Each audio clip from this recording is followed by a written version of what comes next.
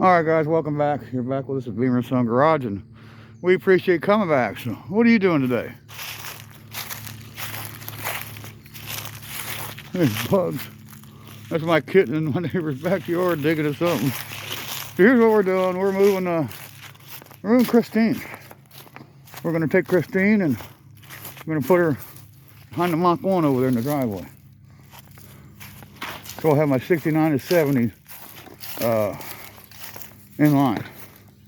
Well, behind each other, you know, one behind the other. And it's got a little cold snack. So we hooked the sling up, and we got the chain with the 4x4. The 4x4 is sitting on the gas tank, so that's taking all the stress, majority of the weight away from the rear frame rails. But these frame rails are weak, and the front rails are weak too, so we're hoping we don't tear it up. So let's get it over there. You got to watch this creek, because if you go over here, you're gone. You go over there, and you're really gone. I'd be calling for help. Although we got AAA, so I could AAA it. So there's Christine with a new Fortuna Super Sports I put on. Those are Pep Boy tires.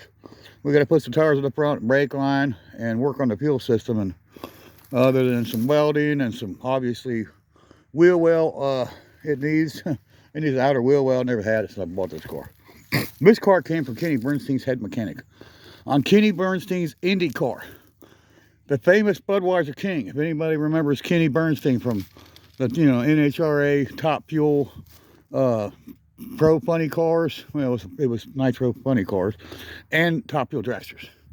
And he was a super gas and all that stuff way before that. But this car belonged to his head mechanic on this Indy car. So he owned a NASCAR, he owned a Top Fuel dragster, he owned a stock car, and the Indy car was the head mechanics that worked for him owned this car, and that's where this car came from.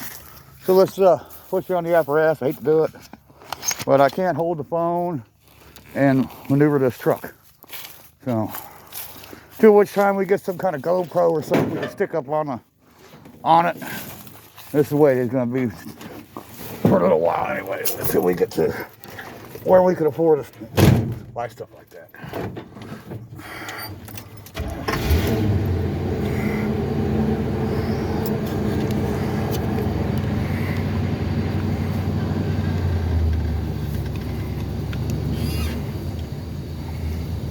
I'm trying to show you as much as I possibly can. Oh God, I about fell in the hole over there.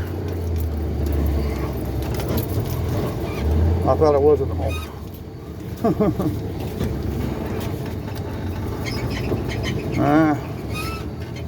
No, I'm not gonna make it.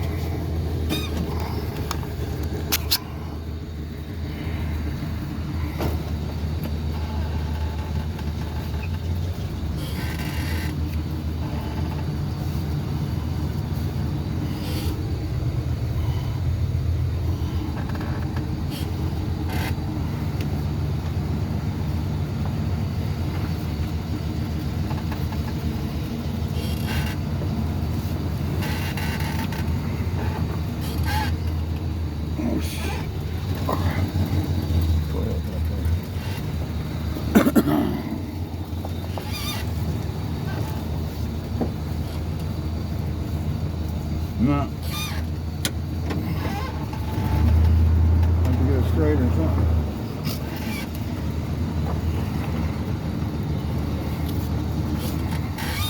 There we go. Now straight back.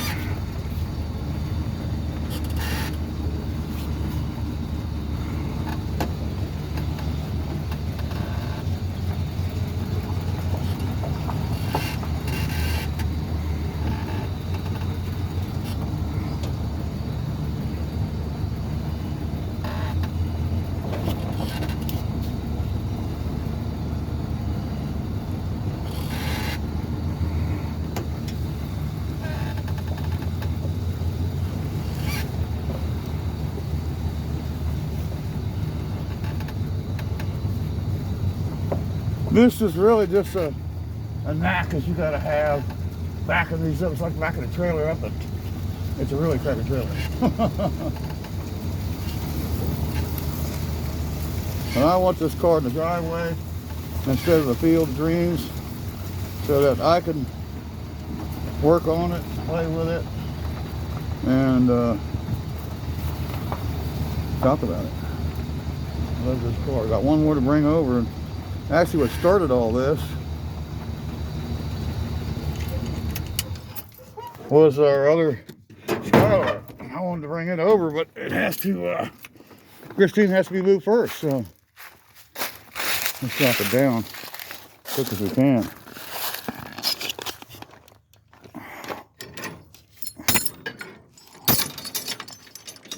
I want the weight off of it.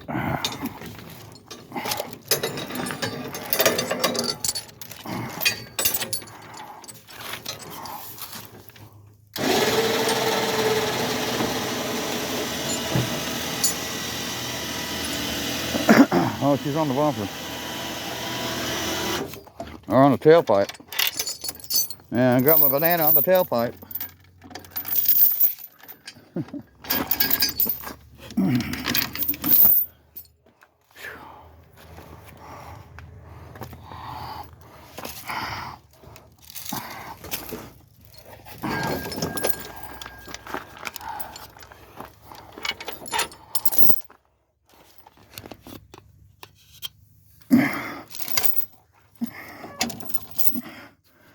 Okay, there's that. One down and one more to go.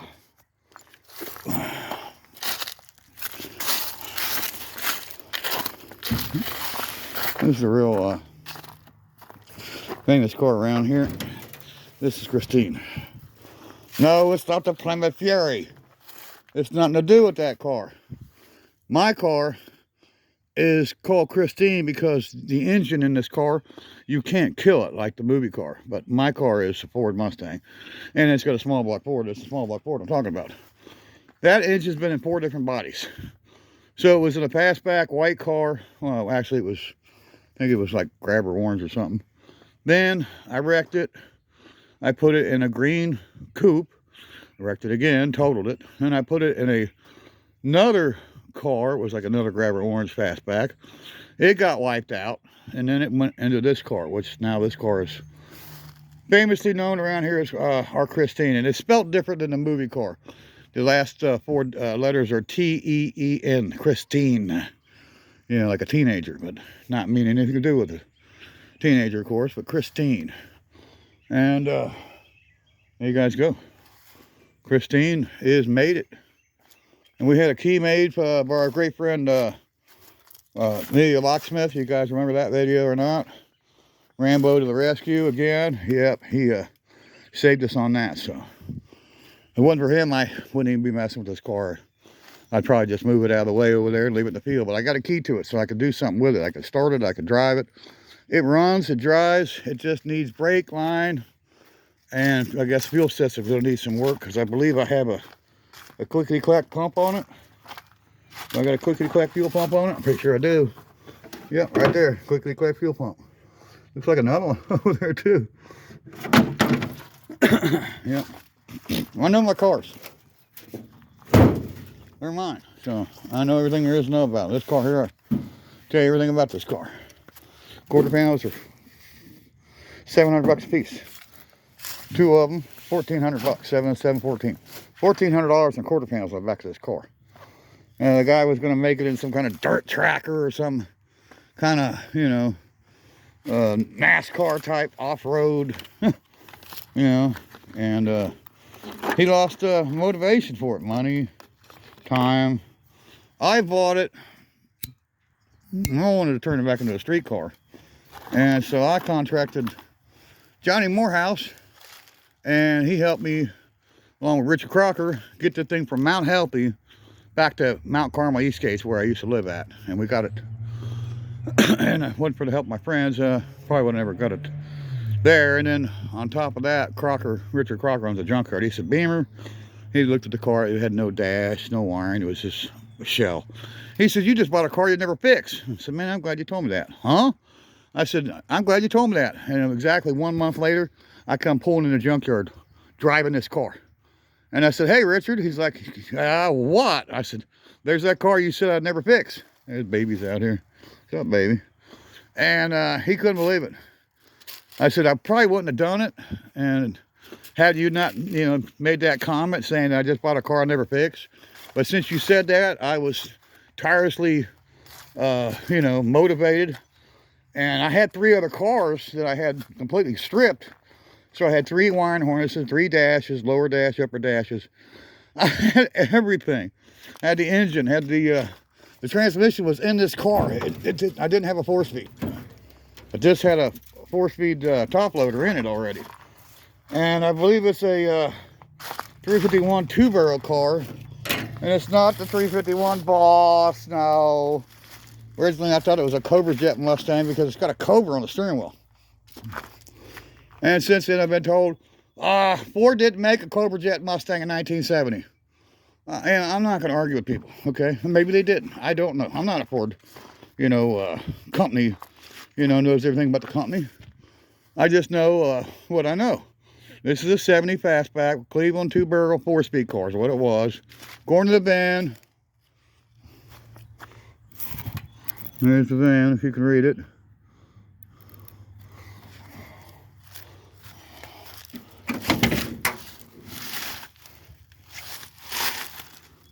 Can't read that no more.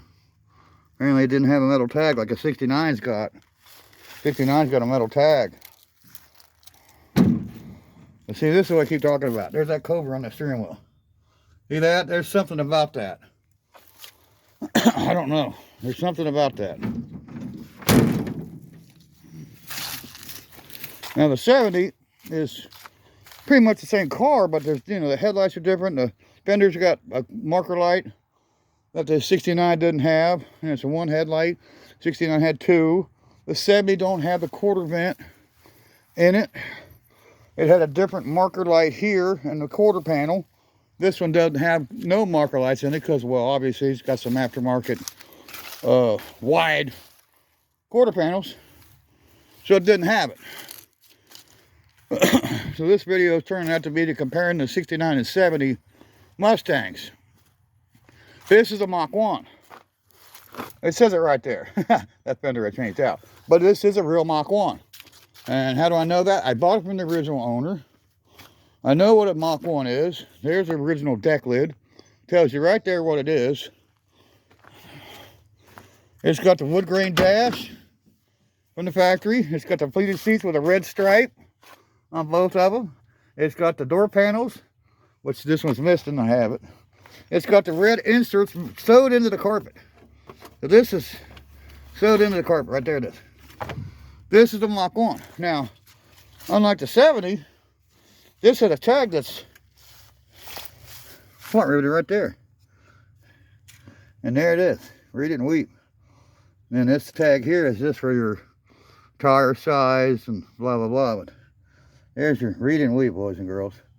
It is a 63C T5 3A 25G 47. And it looks like a 6 and then a 5. And there's the VIN number right there. That's the VIN. This is the real deal. Hold it. Get out of there. Come on, Gio. I was getting ready to shut the door. That's how cats get trapped. Oh, careless owners doesn't pay attention. I'm not one of them. So the fenders and the grill is different. No quarter scoop. And of course this ornament here. 69 only. It's got a different kind of hood scoop. That's a shaker hood. This is a regular, just plain Jane Mustang with a Mach1 hood. And then you can see the 2 headlights, different grill. And I believe the splash pan's the same, and the lower marker lights are the same. There's a lot of similarity. The roof, the greenhouse is the same. You could take this 70, or excuse me, you could take this 69 and put 70 quarter panels on it. Change out the fenders, change out the grill, and change the taillight panel too. The taillight panel is different. The taillights are different. You can make it look like a 70. Now, why would you want to do that? I wouldn't. It's a 69, and I want to keep it 69. This is a 70, and I want to keep it 70.